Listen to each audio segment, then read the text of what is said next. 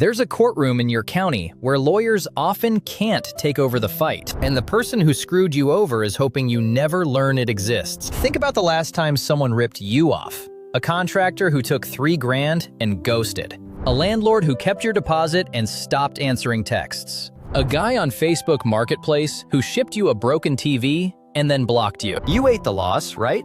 Because you did the math. Lawyers cost $200 an hour. Your claim is worth maybe $2,000, so you just swallowed it. That's exactly what the other side is counting on. But there's a court specifically designed so you don't need a lawyer. Small claims court. Filing costs less than dinner for two. In most states, lawyers can't even represent the other party. You walk in, you talk like a normal human being, and a judge decides. No legal jargon. No suits, no nonsense. And by the end of this video, you'll know exactly how to use it, step by step, to get your money back. Quick note, this is legal education, not legal advice. Laws vary by state, so check your local court's website. Most of them spell everything out in plain English. So let's follow a real scenario. You hired a guy to refinish your hardwood floors. He quoted you $2,800. You paid half up front, $1,400, Venmo, because that felt normal at the time. He showed up once, sanded half the living room, and disappeared. Texts, read. Calls, voicemail. 3 weeks go by, nothing. You're staring at a half-destroyed floor and an empty wallet. Most people stop right here. They assume the legal system is a rich person's game. But small claims court was literally built for this exact moment. Your floor guy isn't worried. He's done this before. He's betting you'll complain to your friends and move on. That's his whole strategy. Here's how the court actually works. Think of small claims like the express lane at the grocery store. Regular court is the full checkout. Lawyers loading up the conveyor belt with motions, depositions, continuances. It takes months, sometimes years, costs thousands. The express lane, 10 items or fewer. You get in, you get out. That's small claims. The limit in most states is somewhere between $5,000 and $10,000. Your floor guy took $1,400. You're well within range. Step 1. You file. Walk into your local courthouse, or in most places now, go online. Fill out a form. It asks 3 things. Who are you? Who screwed you? And how much do they owe you? That's it. You pay a filing fee, usually $30 to $75. Some states charge as low as $15. You just opened a legal case for less than the cost of a parking ticket. And once it's filed, a court date gets set, usually 4 to 8 weeks out. This is where most people mess up, and it has nothing to do with the law. Step 2. You have to serve the other person. That means officially notifying them they're being sued. You can't just text them a screenshot of the filing. Most courts let you pay the sheriff's office to do it. Costs about $40. A uniformed officer shows up at your floor guy's door and hands him court papers. He ghosted you over $1,400. Now there's a sheriff on his porch. That moment alone is worth the filing fee. Step 3. You show up. And here's the counterintuitive thing. The judge already expects you to have no idea what you're doing. That's the whole design. There's no jury, no cross-examination, no objection, Your Honor. It's just you, the other person, and a judge who will literally ask you to explain what happened in your own words. Think of it like a parent settling a fight between 2 kids. The judge points at you and says, "Tell me what happened." Then they point at the other person and say, "Okay, now you go." Then the judge decides. The whole thing usually takes 15 to 30 minutes. This is where the case stops being about law and starts being about proof. Documentation. Remember that Venmo payment? Screenshot it. The text where he said he'd come back? Screenshot them. The quote he gave you? Print it out. Photos of your half-sanded floor. Bring them on your phone and print it.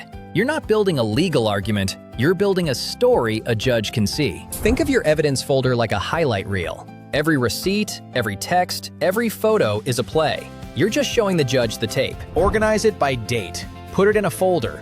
Number the pages. Judges notice when someone shows up prepared. It signals you're telling the truth. But what if the other person doesn't show up? This happens way more than you'd think. And it's almost unfair in your favor. If the defendant doesn't appear, you can win by default. It's called a default judgment. The judge hears your side, looks at your evidence, and rules for you. No debate, no back and forth. Your floor guy thought ghosting was the end of the story. Turns out, ghosting is the worst legal strategy in existence. It's like skipping your own trial because you figured the judge would just forget. They don't forget, they rule without you. Now here's the plot twist nobody warns you about. Let's say you win. The judge says, yes, this contractor owes you $1,400. Congratulations! But the court doesn't collect the money for you. The judgment is basically a legal IOU. It says the other person owes you, but you have to actually get paid. Think of it like winning a prize, but having to drive across town to pick it up yourself. If they don't pay voluntarily, you've got options. Depending on your state, you may be able to garnish their wages. That means the money comes straight out of their paycheck before they ever see it. You can place a lien on their property.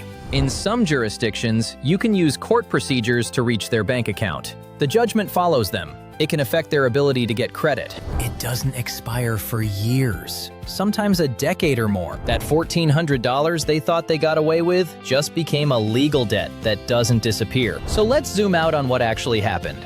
Your floor guy took your money and vanished. You filed for $50. You served him for $40. You showed up with a folder of screenshots and photos. The whole thing took maybe 6 weeks from filing to judgment.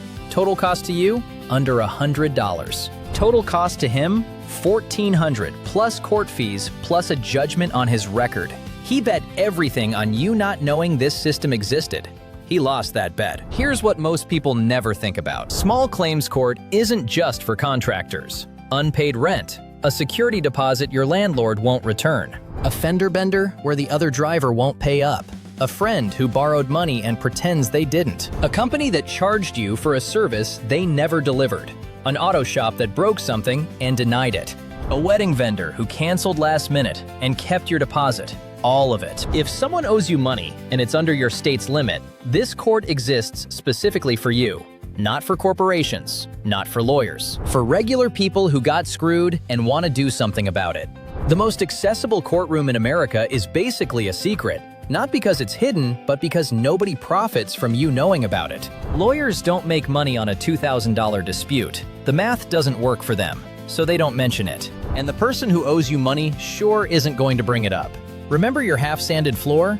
The one you were just going to live with because fighting felt impossible? It's fixed now.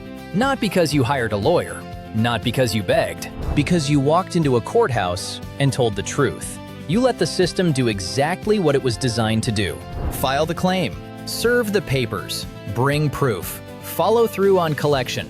You didn't need a law degree. You needed a filing fee and a folder full of screenshots. So here's my question, and drop it in the comments because I actually want to know. What's the one dispute you let go because you assumed it wasn't worth fighting? Because it might be worth exactly one courthouse visit to find out.